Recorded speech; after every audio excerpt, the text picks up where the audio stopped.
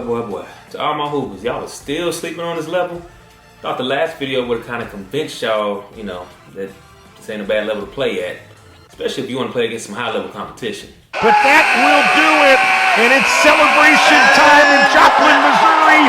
Celebration time in Knoxville.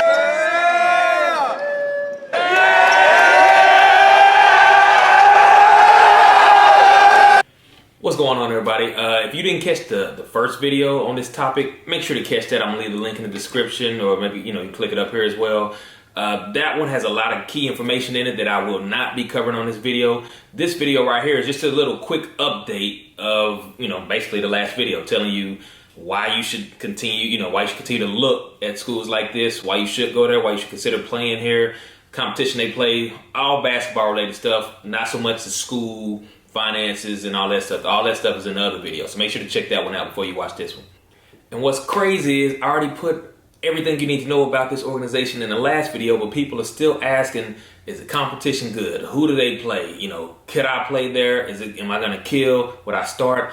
Them last two, I have no idea. But if you're not good enough to play at a D1, D2 now, and a school like this is interested in you, why not take advantage of it? Now, if you claim to be, underrated or under-recruited, these type of schools are perfect for you, so you can go there, you can show that you belong on whatever level it is that you think you belong on, because you're going to play against schools, of the NAIA, D1, D2, NCAA, D3, NCAA. You're playing against those schools right there. So if you were under-recruited, underrated, you'll stand out against those schools, and therefore you can use whatever film that you have against, those teams. You can transfer later on. I'm not promoting the transfer, but if you were underrated and that's something that you would want to do, you'd have the opportunity to show that you belong on those levels.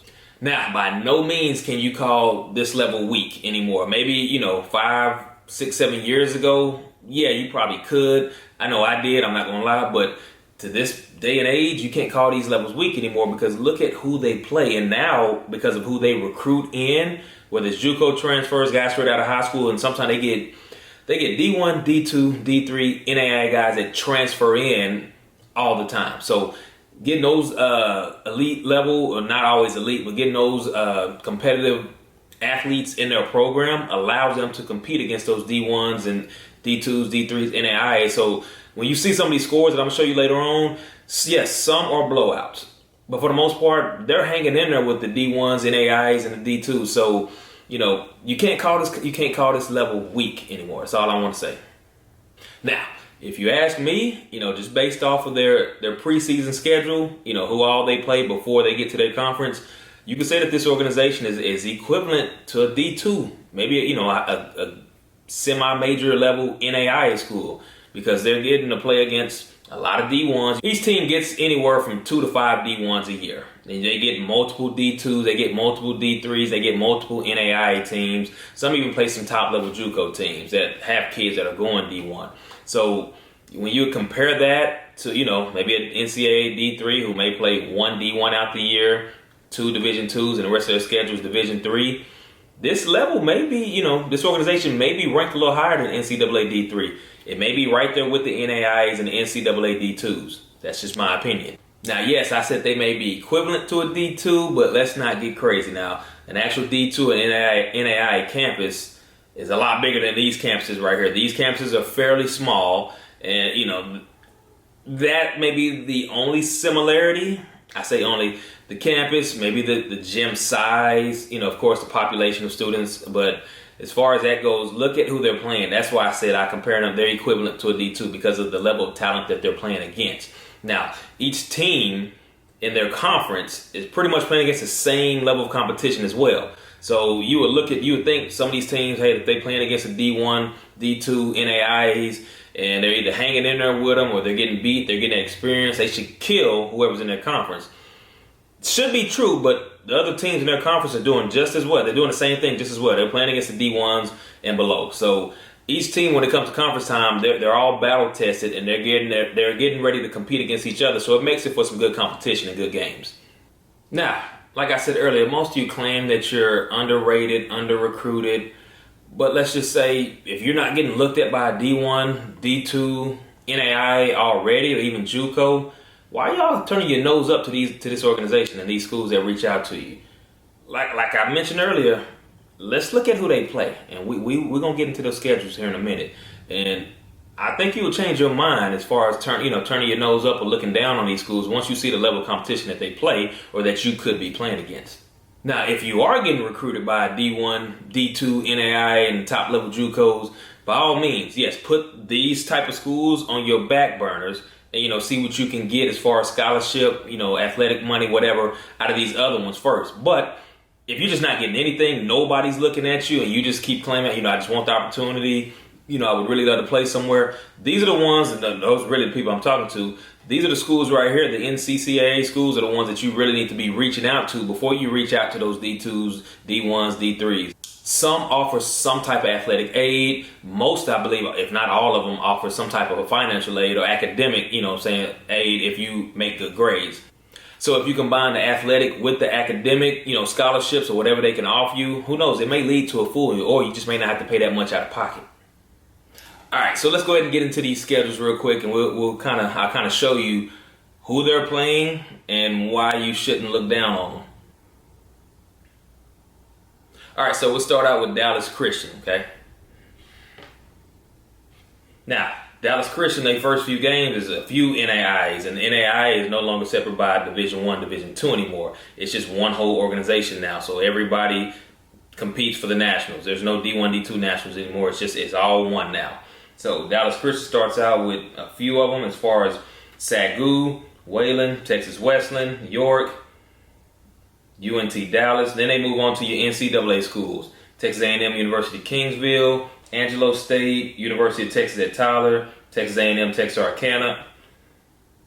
They even played a few D1s. Tarleton State, Northwestern State University, Texas A&M. Now, as you see, some of these scores aren't pretty, but when you look at some other ones, they are in respectable form. They're not getting beat as bad. Paul Quinn, who has a very nice gym. I don't know if y'all seen it. I'll put the picture up, but Paul Quinn, a good top NAIA this year. Brand new court. Who wouldn't love to play on it?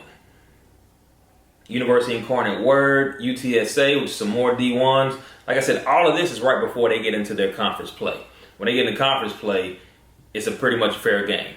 But if you were like me growing up, I loved to travel when I was playing basketball. So when we was at school, I used to try to convince my coaches to get as many away games as possible. That way we can go and play on other people's court, and I can just kill on other people's court in front of their crowd. That was just me, though. Now let's look at Randall.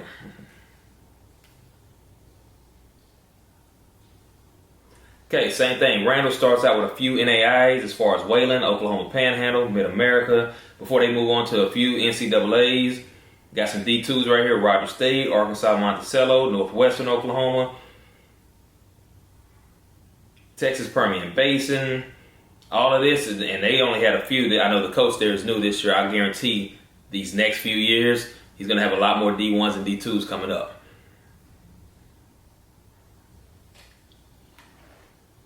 Let's move on to Arlington Baptist. Okay, Arlington Baptist started out with a few NAIAs as far as Texas Wesleyan, Oklahoma Baptist, Paul Quinn, LSU Shreveport. Then they moved on to a few NCAAs. Here's a D3, Centenary College, Louisiana, Texas College is the NAIA. And you got University of St. Thomas, Northeastern, Southeastern Oklahoma State is a D2. Lubbock Christian is a D2. Wiley's NAIA. University of Mary Hardin Baylor is a D3. University of Dallas is a D3. So they kind of mixed theirs in. They had some NAIAs, they had some NCAA D2s, some D3s. And as we keep scrolling, you'll see they have more NAIAs, D2s. All of this is right before they get in the conference. And then the last one for the men's side is Champion Christian, which is in Arkansas. And as you can see on there, it's Oklahoma City, NAIA, University of Arkansas Little Rock is D1, Northwestern State, D1, McNeese State, D1. They got more D1s, they have more NAIAs, they have some D2s coming up. More D1s as far as Houston Baptist, more D2s, Dillard University, NAIA. Arkansas State, D1, Central Arkansas. Like I said, all of this before they get to their conference play. Now, another thing, I guess it's a good thing about these, I had a friend that played there, so I know this. You're not going to be on campus once the season starts, okay? From October till early January, you may be on campus once a week, if not, once every 2 weeks. So it's not like you're just going to be living and enjoying campus. You're going to be on the road traveling, playing games. You're going to be on charter buses. All right, the school, the high level schools, the D1 schools that y'all playing are paying for you guys as far as the hotel. They're paying for the food. They're paying for the charter. They're basically paying for you to come down there and take an L. Now you may surprise them and keep the game closer than it needs to be, but they're paying. You're basically their warm up games. You know, as far as when the season starts, or coming off a Thanksgiving break, or right before New Year's when they start their new second half of the season. You're paid. You're basically getting paid to come down and take a beat down. Doesn't always happen that way, but for the most part it does. But they're paying for all this. So just think about it. You get to miss school. I'm not saying don't do work. You turn in your work when you get back, or you communicate with your professor as far as turning in your work. But you're on a nice charter. You're in nice hotels, getting free food, 3-4 meals a day, and you're getting to play basketball. What's not to love about that? Now, if we move on to the women's side, we're going to start out with champions, same thing. So I don't want to just be focusing on the men only, but the women just as well. You play against some some NAIA D1s. You can play against some D2s. You can play against some NCAA D1s as far as Tarleton State. Some more D2s right here, Arkansas Tech, Oklahoma Christian. You get it all right before conference starts.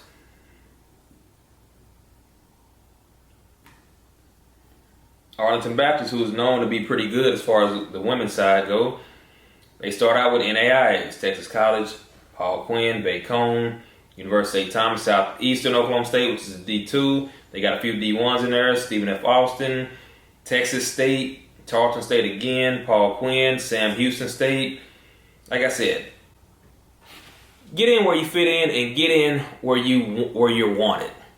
These schools probably want you and will let you come there and play your game, whatever that is. If you're a shooter, slasher, playmaker, I'm pretty sure they'll let you come there and play your game. You try to get on one of these high-level schools, D1, D2, whatever, you're going to go there and you probably, for the most part, you're going to have to fit a role. Okay? You're going to fit whatever role it is in that system, and then you're going to be crying, complaining, trying to transfer later on because they won't let you play your game. Go where you want it.